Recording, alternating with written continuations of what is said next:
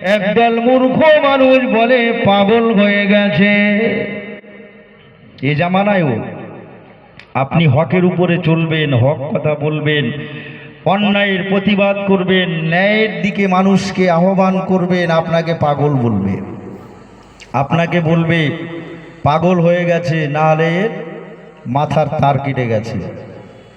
সেদিনও বিশ্বনবীকে বলেছিল, বিশ্বনবী অনেক আশা নিয়ে তায়েফে গিয়েছিলেন নিজের নানার এলাকায় ইসলাম প্রচারে।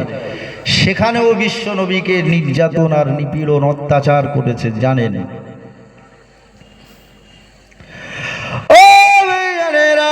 আল্লাহ নবীকে কিভাবে নিপীড়ন আর নির্যাতন করেছিল এর ইতিহাস আপনারা শুনেছেন। ইতিহাস বলার মতো সময় নেই। আল্লাহ নবী দিন ও দুনিয়ার বাদশাহ হাবিবুল্লাহ রাসূলুল্লাহকে কিভাবে আটকানো যায়, মক্কার মানুষেরা কাফেররা মিটিং করল, কাফেররা মিটিং করে কাফেররা সিদ্ধান্ত করল আমরা পাচ্ছি না, আমরা মদিনায় যাব, মদিনায় ইহুদি আলেমরা আছে, তাদের কাছে গিয়ে পরামর্শ করব, তারা আমাদের কি পরামর্শ দেয় সেই পরামর্শ অনুযায়ী কাজ চালাবো। এদের দ্বারা আর হচ্ছে না, এরা যাচ্ছে মদিনায়, ইহুদি আলেম আছে। ইহুদি আলেম মানে তাদের ধর্মীয় ব্যাপারে তাদের অনেক জ্ঞান আছে, তারা তাওরীত, জবুর, ইনজিল, অন্যান্য আগের আসমানি কিতাবগুলো তারা অধ্যয়ন করেছে, পড়েছে। এরাই হলো ইহুদি আলেম। আমাদের কোরআনের মধ্যে যেমন ঈসা নবীর কথা আছে, মুসা নবীর কথা আছে, দাউদ নবী, সুলাইমান নবী, এই সমস্ত আগেকার নবীদের কথা যেমন আছে, তেমন তাওরীত, জবুর, ইনজিলে অন্যান্য নবীদের কথা যেমন ছিল, তেমন আমাদের আখেরি নবীর কথাও ছিল। তাই আখেরি নবীর ব্যাপারে ইহুদি আলেমরা তারা নিশ্চয়ই জানবে। এই জন্যে এরা বুদ্ধি করলো ইহুদি আলেমদের থেকে পরামর্শ নেব। ইহুদি আলেমদের কাছে গিয়ে পরামর্শ চাইল। ইহুদি আলেমরা বলে দিল, ও মক্কার কাফেরেরা, যাও যাও, তোমরা যে মানুষের ব্যাপারে আমাদেরকে শুনিয়েছ, কিছু ঘটনা শুনিয়েছ, এই মানুষটার ব্যাপারে আমরা একটা কথা বলতে পারি, ওই মানুষটার ব্যাপারে একটা পরামর্শ দিতে পারি। ওই মানুষটাকে গিয়ে 3টে প্রশ্ন করবে, ওই 3টে প্রশ্নের উত্তর একমাত্র আল্লাহ পাক, আল্লাহ তাআলার পাঠানো পয়গম্বর ছাড়া আর কারোর বলার ক্ষমতা নেই। 3টে প্রশ্ন ইহুদি আলেমরা বলল, আমরা বলে দিচ্ছি, এই 3টে প্রশ্ন গিয়ে তাকে করবে। যদি সে সত্যি আল্লাহর নবী হয় তাহলে এই 3টে প্রশ্নের উত্তর দিয়ে দেবে, আর যদি তিনি সত্যি আল্লাহর নবী না হন তাহলে দিতে পারবে না উত্তর।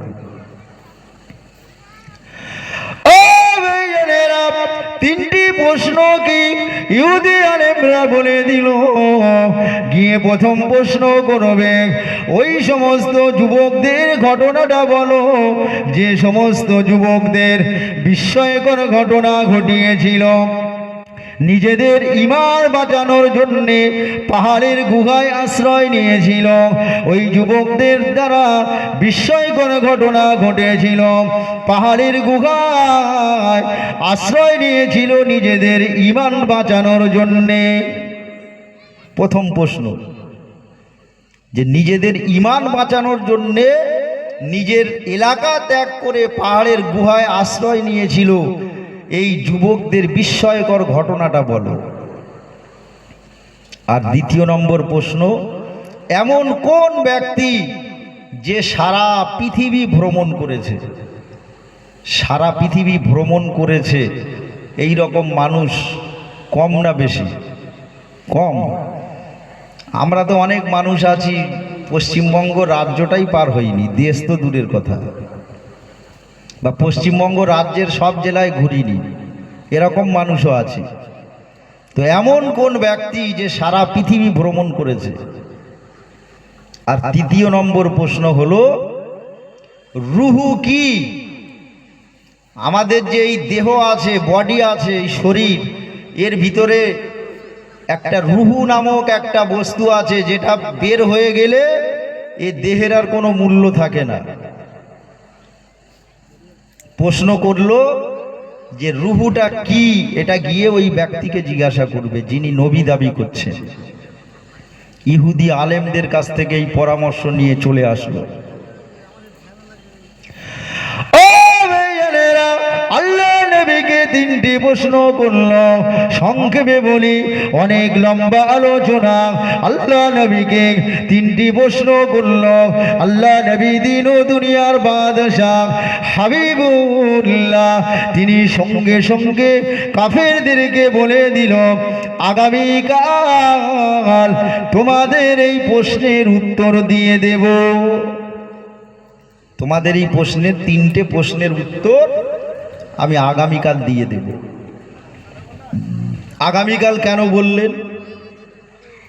জিবরাইল আলাইহিস সালাম তিনি তো প্রত্যেক দিন ওহী নিয়ে আসেন রসুলের কাছে, প্রতিদিন ওহী নিয়ে আসেন আল্লাহর নবী। তিনি চিন্তা করলেন আগামীকাল যখন জিবরাইল আলাইহিস সালাম আসবেন, তখন জিবরাইল আলাইহিস সালামের কাছ থেকে এটা আমি জেনে নেব এবং তাদেরকে উত্তরটা দিয়ে দেব। কিন্তু বড় দুঃখ আর আফসোসের ব্যাপার হলো, ওহী আসা বন্ধ হয়ে গেল। জিবরাইল আমিন আর পরের দিন এলেন না। আল্লাহ নবী চিন্তিত হয়ে গেলেন। আবার পরের দিন চিন্তা করলেন, হয়তো আজকে আসেনি, আগামীকাল আসবে।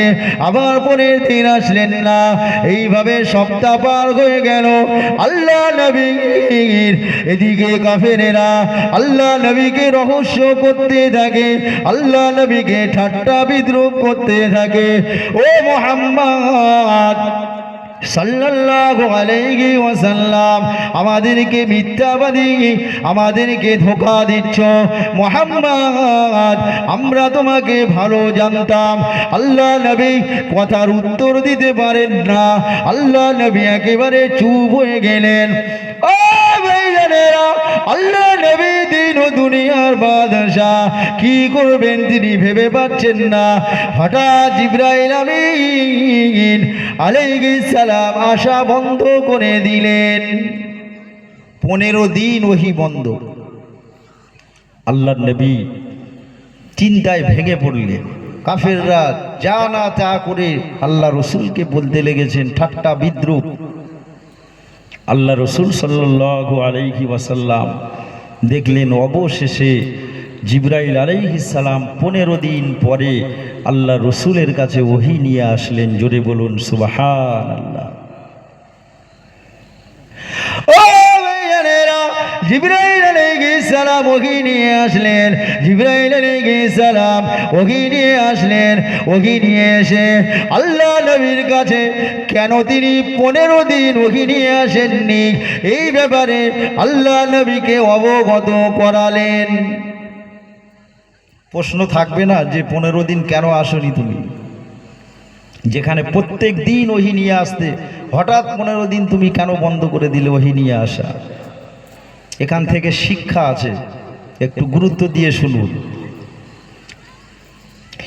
ও ভাইয়েরা, কোরআনুল কারীমের 15 নম্বর পারা, 16 নম্বর পারা, দুটো পারা মিলিয়ে এই সূরাটা সূরাতুল কাহফ।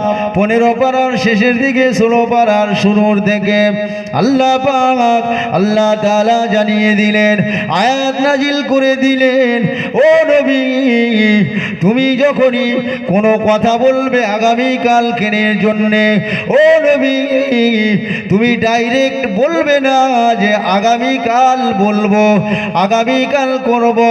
যখনই কোনো কথা বলবে, ওয়ালা তাকুলান্না লিশাইইন ইন্নী ফাইলুন যালিকা গাদা ইল্লা আইয়াশা আল্লাহ। আল্লাহ পাক এই আয়াত নাজিল করে জানিয়ে দিলেন, ওয়ালা তাকুলান্না লিশাইইন, কোনো জিনিসের ব্যাপারে এরকম বলবে না, কোনো কাজের ব্যাপারে এরকম বলবে না। ইন্নি, নিশ্চয়ই আমি, ফাইলুন, করে দেব, জালিকা গদা, এই কাজটা আমি করে দেব আগামীকাল, এই রকম বলবে না। কিরকম বলবেন? আল্লাহ পাক শিখিয়ে দিলেন ইল্লা আইয়াশা আল্লাহ। হ্যাঁ, যখনই আগামীকালের জন্য কোনো কিছু বলবে তখনই বলবে আল্লাহ যদি চায়, অর্থাৎ ইনশাআল্লাহ, এই শব্দটা বলতে হবে। আল্লাহ রসুলকে যখন কাফেররা প্রশ্ন করেছিলেন, আল্লাহ রসুল ডাইরেক্ট বলে দিয়েছিলেন আগামীকাল বলে দেব, ইনশাআল্লাহ তিনি বলেননি। তাই 15 দিন ওহী আসা বন্ধ ছিল এবং আল্লাহ পাক জানিয়ে দিলেন যখনই আগামীকালের জন্য কোনো কাজ হোক, কোনো কথা হোক, যখনই বলবে তখন বলবে ইনশাআল্লাহ। এটা আমাদের জন্য শিক্ষার বিষয়। আগামীকালের জন্য আমি যদি কোনো কিছু করি, ভাই আগামীকাল যাব ইনশাআল্লাহ, আগামীকাল করব ইনশাআল্লাহ। এই ইনশাআল্লাহ আগামীর জন্য কোনো কিছু করতে গেলে আমাদের ইনশাআল্লাহটা যোগ করতে হবে, ইনশাআল্লাহটা যুক্ত করতে হবে। ইনশাআল্লাহ যখনই যুক্ত করব তখনই কিন্তু আল্লাহ পাকের মদদ আসবে। 3টে প্রশ্ন, অনেক লম্বা লম্বা ঘটনা। সূরা কাহাফ আপনারা জানেন যে 3টে প্রশ্ন মদিনার ইহুদি আলেমদের পরামর্শ মতো কাফেররা করেছিল,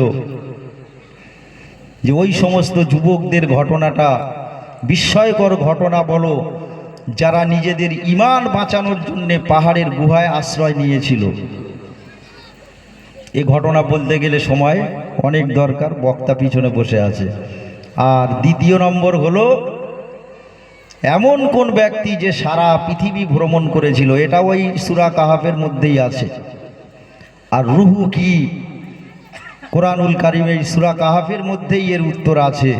ইয়াসআলুনাকা আনির রূহ, হে নবী আপনাকে তারা জিজ্ঞাসা করে রুহু সম্পর্কে, রুহুটা কি?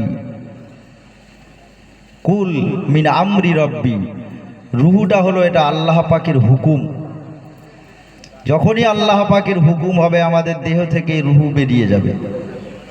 এই জন্যে আলোচনা আমি আর ওইদিকে নিয়ে যাচ্ছি না, কেননা ধরলে শেষ হবে না। যাই হোক, আমরা এতটুকু শিক্ষা পেলাম, আগামীকালের জন্য যদি কোনো কিছু করব, কোথাও যাব, কাউকে যদি বলি আমরা বলবো ইনশাআল্লাহ, ইনশাআল্লাহ আগামীকাল যাব, ইনশাআল্লাহ আগামীকাল দেব, ইনশাআল্লাহ আগামীকাল থাকব। আগামীকালের জন্য কোনো কিছু করতে গেলে ইনশাআল্লাহ বলতে হবে। দরুদ শরীফ। আল্লাহুম্মা সাল্লি আলা সাইয়্যিদিনা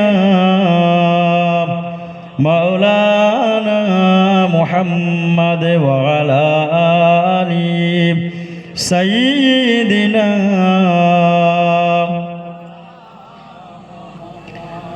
আর আমি বুখারী শরীফ থেকে একটা হাদিস যেহেতু পড়েছি, হাদিসটার একটু আমি সারমর্ম বলেই শেষ করে দেব। সাহাল ইবনে সাদ রাদিয়াল্লাহু আনহু থেকে হাদিসটা বর্ণিত, বুখারী শরীফের হাদিস। আল্লাহ রসুল বলেছেন, মাইয়াদমাল্লি মা বাইনা লাহইহি ওয়া মা বাইনা রিজলাইহি আজমাল্লাহুল জান্নাহ। আমাদের জন্য জান্নাতে যাওয়া খুব সহজ, আবার জান্নাতে যাওয়া খুব কঠিন। আল্লাহ রসুল বললেন, তোমাদের দুটো জিনিসের হেফাজত যদি তোমরা করতে পারো, দুটো জিনিসের হেফাজতের দায়িত্ব যদি তোমরা নিতে পারো, আমি রাসূলুল্লাহ বলছি আমি তোমাদের জন্য জান্নাতের দায়িত্ব নিয়ে নেব। জোরে বলুন সুবহানাল্লাহ। এই দুটো জিনিস কি? মাইয়াজমানলি, আল্লাহ রসুল বলছেন যে ব্যক্তি দায়িত্ব নেবে, জিম্মাদারি নেবে, মা বাইনা লাহাইহি, এই দুই চোয়ালের মাঝখানের জিনিসটার, অর্থাৎ এই জিহবা, এই জিহবা হেফাজতের দায়িত্ব যে নেবে, ওয়ামা বাইনা রিজলাইহি, আর দুই পায়ের মাঝখানের জিনিসটা, অর্থাৎ লজ্জাস্থান, জিহবা আর লজ্জাস্থান, এই দুটো হেফাজতের দায়িত্ব যে ব্যক্তি নিতে পারবে, আল্লাহ রসুল বললেন আজমাল্লাহুল জান্নাহ, আমি তার জন্য জান্নাতের দায়িত্ব নিয়ে নেব। সুবহানাল্লাহ। তাহলে দুটো জিনিস গুরুত্বপূর্ণ জিনিস। আমরা মুখে যাই আসি বলে দিই, আমরা একবারও ভাবি না। অনেক মানুষ আছে, অনেক মা বোন আছে, নামাজ পড়ে, রোজা রাখে, তসবিহ তাহলিল কোরআন তেলাওয়াত সব করে। চারটে মেয়ে এক জায়গায় হলে কে কার বউ কি করেছে, কার মেয়ে কি করেছে, হয় না হয় না আলোচনা হয়। এগুলো কি গীবত, এটা গীবত। আর গীবত কত ভয়ঙ্কর হাদিস শরীফে এসেছে, আবু বকর সিদ্দিক রাদিয়াল্লাহু আনহু তিনি চলতে ফিরতে মাঝে মাঝে জিভটাকে ধরে টেনে বাইরে বের করতেন আর বলতেন, তোর কারণে আমি আবু বকর, আমাকে জাহান্নামে যেতে হবে, তোর কারণে আমি আবু বকর না জাহান্নামী হয়ে যাই। আবু বকর সিদ্দিক রাদিয়াল্লাহু আনহু তিনি এত ভয় করতেন। এই জিহবা দিয়ে আমরা যা খুশি বলে দিই, মুখে আসি, চিন্তা করি না একবারও, মনে করছি নামাজ পড়লাম জান্নাতে চলে গেলাম, অত সহজ নয়। এই জন্যে আমরা জবানের হেফাজত করব, ঘুরতে ফিরতে উঠতে বসতে চেষ্টা করব সব সময় ভালো কথা বলার। ভালো কথা বলা এটাও একটা সদকা, ভালো কথা বলা এটাও একটা সদকা। এবং মানুষের সমালোচনা থেকে, পরনিন্দা পরচর্চা থেকে নিজেদেরকে হেফাজত করব। আল্লাহ পাক আমাদের প্রত্যেকের আমালের তৌফিক দান করুন। সকলে বলি আল্লাহুম্মা আমিন। ওয়া মা আলাইনা ইল্লাল বালাগ। দরুদ শরীফ আসসালাম, দরুদ শরীফ আল্লাহুম্মা সাল্লি আলা